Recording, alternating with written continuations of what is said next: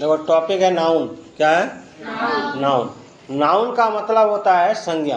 क्या होता है? संज्ञा। ठीक है, नाउन का मतलब क्या होता है? संज्ञा। जैसे एग्जाम्पल दिया है, रामू इज ए फार्मर। क्या दिया है? Ramu is a farmer. There is a book on the table. उसके बाद दिया है द काउ गिव्स मिल्क। उसके बाद है my father believed in honesty. उसके बाद है इंडिया इज ए कंट्री। उसके बाद है I can't forget his kindness. तो इसमें जो टॉपिक दिख रहा है रामू, कौन कौन है? रामू, फार्मर, काव, milk, India, country, book, table, father, honesty, kindness. ये क्या है? ये नाउन है। ये क्या है? नाउन। ठीक है, ये क्या है? नाउन। इन वाक्यों में जो शब्द आया रामू, फार्मर, फादर, व्यक्तियों के नाम है। किसके नाम है? व्यक्तियों। काव एक जानवर है। काव क्या है? एक जानवर का नाम। मिल्क, बुक और टेबल वस्तु का नाम है। मिल्क, बुक और टेबल क्या है? वस्तु का नाम है। इंडिया क्या है? इंडिया जो है, इंडिया और कंट्री स्थान के नाम है। किसका नाम है? स्थान का है। ऑनेस्टी और काइंडनेस विचार और भाव का नाम है। किसका है? विचार और भाव का नाम। तो दुनिया में ऐसे ही हजारों नाम है ना। तो ग्रामर की भाषा में इन्हें हम नाउन कहते हैं। क्या कहते हैं? नाउन कहते हैं। ठीक है, तो इसका डिफिनेशन क्या होगा?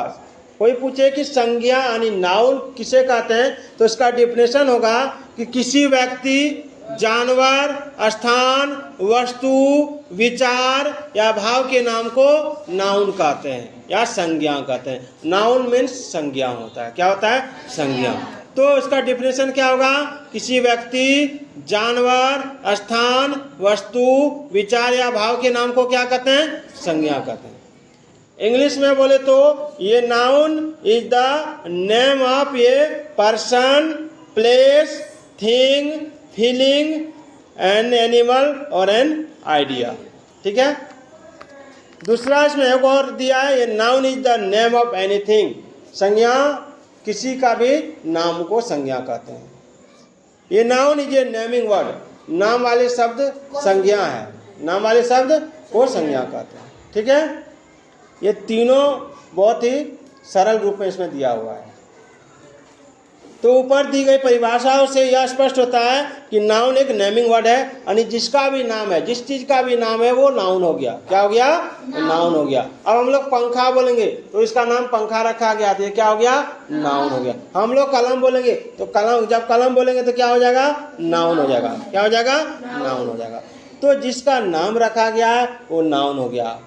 हवा नाउन हो गया, पानी नाउन, सब कुछ नाउन है।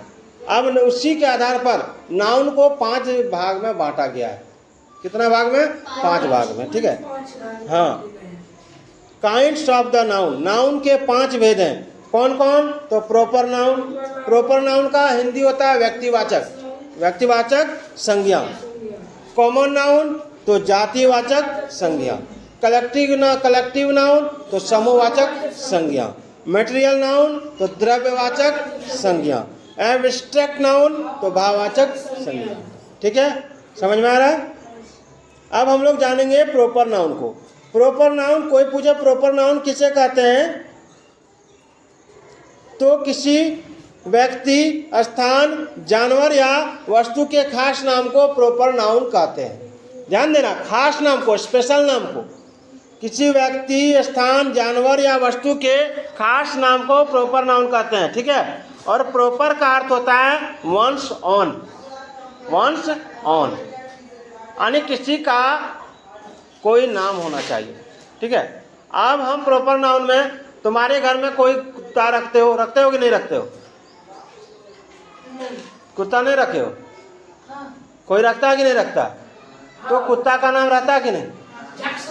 कोई शेरू बोलता है, कोई पलटू बोलता है, कोई पांडू बोलता है, हाँ, कोई जैक्सन, कोई टॉमी, कोई कुछ। तो उसका जो नाम रखा गया उस कुत्ता का स्पेशल हो गया। वो क्या हो गया? स्पेशल। हम पांडू का के बुलाएंगे तो वही कुत्ता आएगा, दूसरा कुत्ता आएगा क्या? हाँ, उस तरह का और 10 को नाम रहेगा कि जो एक ही साइड में रहेगा तो वो सब सारा आ जाएगा। तुम्हारा नाम क्या है? राजकुमार। क्या है? राजकुमार। तो तुमको कोई राजकुमार का के बुलाएगा तभी ना आओगे, हैं? या राजकुमार जब तक नहीं कहेगा तो आओगे। तो जिसका नाम रखा गया है वो यहाँ पर अगर स्पेशल दर्शा रहा है कि इसी का नाम केवल राजकुमार है, तो वहाँ पर वो प्रॉपर नाउन हो जाएगा। अब स्थान शहर बहुत सारा है, लेकिन हम जब पटना बोलेंगे तो समझ में आ जाएगा कि बिहार राज्य की राजधानी का नाम बोला गया है।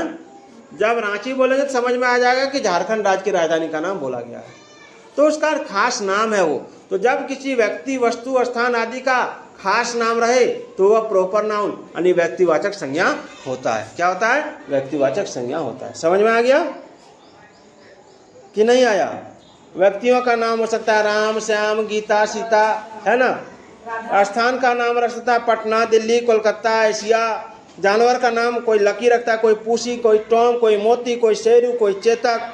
किताब का नाम जैसे रामायण, भागवत गीता, तो रामायण, भगवत गीता ये सब, कुरान, बाइबल, ये सब क्या है? किताब का नाम है। और जो मुख्य किताब है उस किताब के पहले नाम के पहले दी का प्रयोग होता है। क्या होता है? दी का। भाषाओं का खास नाम, भाषा का नाम भी प्रॉपर नाउन में आता है। जैसे संस्कृत, हिंदी, उर्दू, बंगाली, इंग्लिश, फ्रेंच, ये प्रॉपर नाउन है। हमेशा याद रखना, प्रॉपर नाउन जो भी रहेगा उसको हम हमेशा शुरू में कैपिटल लेटर से स्टार्ट करेंगे।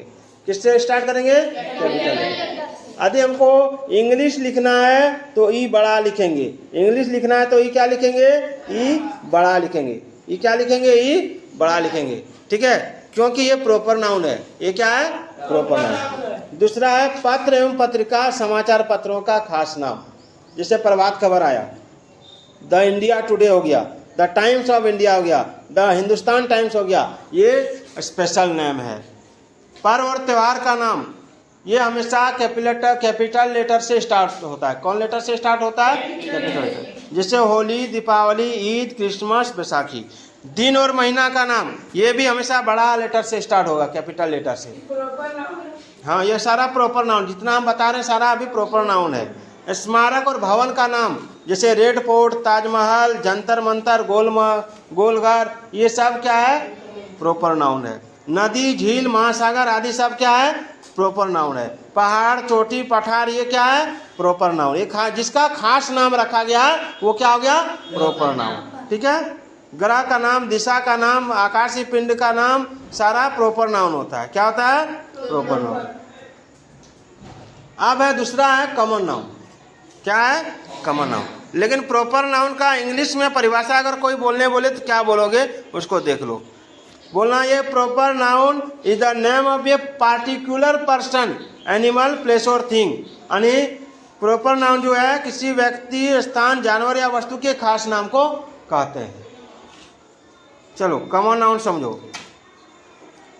कॉमन नाउन जिस नाउन से किसी खास व्यक्ति, जानवर, स्थान या वस्तु का बोध ना हो बल्कि पूरी जाति का बोध हो, वह कॉमन नाउन कहलाता है। क्या कहलाता है? Common noun. यानी जातिवाचक संज्ञा। क्या कहलाएगा?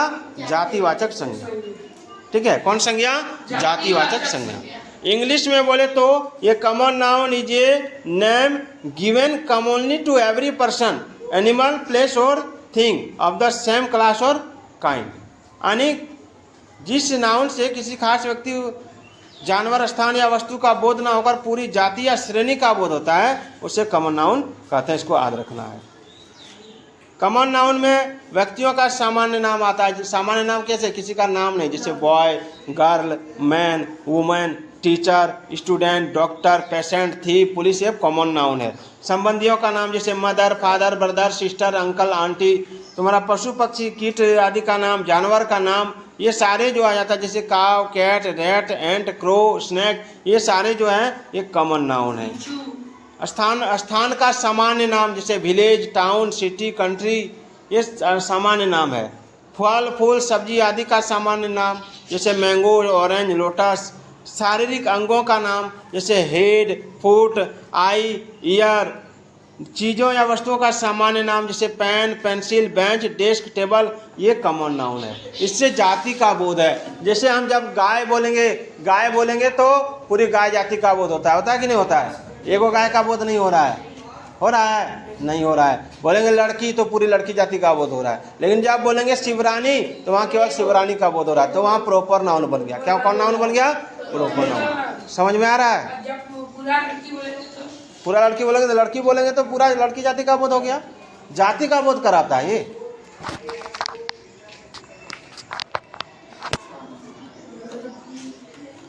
चलो अब है सीता, गीता और माला से खास लड़कियों का बोध होता है। किससे बोध होता है? खास लड़कियों का, माने उसका नाम का। लेकिन ये प्रॉपर नाउन हो जाता है, परंतु गर्ल कहने से किसी खास लड़की का बोध ना होकर सभी लड़कियों का बोध होगा। देखो यहां पर दिया है लीला लीजिए प्रॉपर नाउन, बट गर्ल लीजिए कॉमन नाउन। ध्यान दो, लीला एक लड़की का नाम है, पर जब गर्ल बोलेंगे तो जातिवाचक हो गया। क्या हो गया? जातिवाचक। चलो आगे बढ़ते हैं। आगे है कलेक्टिव नाउन।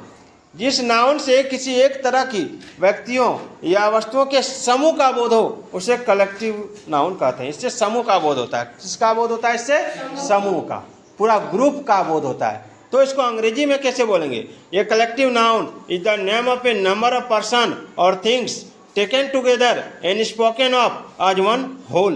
यानी पूरी ग्रुप का जहाँ बोध हो वो समूहवाचक संज्ञा होता है। इसको शॉर्ट में याद रखना है, ठीक है। एग्जाम्पल ले लो, क्लास में एक बच्चा है कि बहुत सारा बच्चा रहता है तो ग्रुप बन गया। क्राउड, भीड़ बहुत सारा आदमी होगा तभी भीड़ होगा। आर्मी एगो आदमी से आर्मी बनेगा? नहीं बनेगा, बहुत सारा रहेगा तब। टीम एक आदमी से बनेगा? नहीं बनेगा। फैमिली एक आदमी से बनेगा? नहीं बनेगा। तो जिससे ग्रुप का बोध हो वो क्या होगा? समूहवाचक संज्ञा, ठीक है। अब आ जाओ मैटेरियल नाउन। कौन noun? Material noun. Material noun किसे कहते हैं? जिस नाउन से किसी द्रव्य या पदार्थ का बोध होता है जिसे मापा या तोला जा सकता है परंतु गिना नहीं जा सकता, ठीक है। जिससे विभिन्न वस्तुओं का निर्माण होता है उसे मैटेरियल नाउन कहते हैं। पैर मत हिलाओ।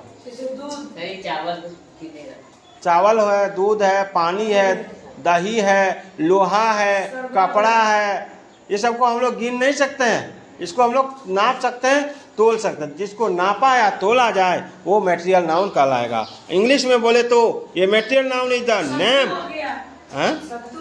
हाँ, ये material noun is the name of material और substance.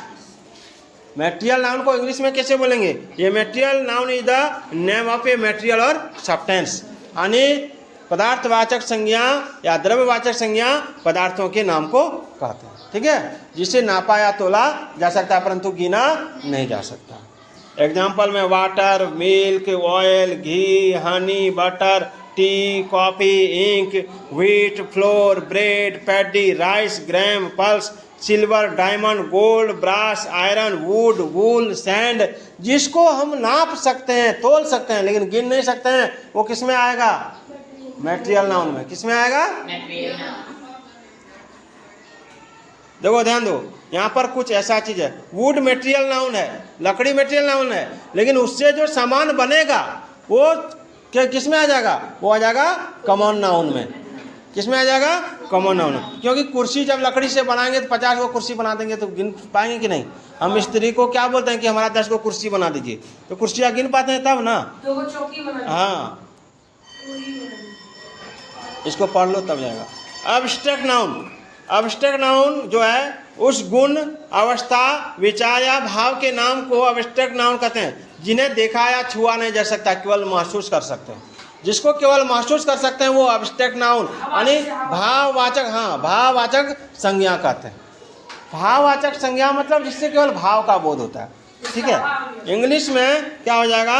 N abstract noun is the name of some quality, state, feeling और idea that we can only think of और feel but cannot see और touch. इसको लिख लेना है, याद कर लेना है। जैसे एग्जाम्पल ले लो, हार्डनेस यानी कठोरता।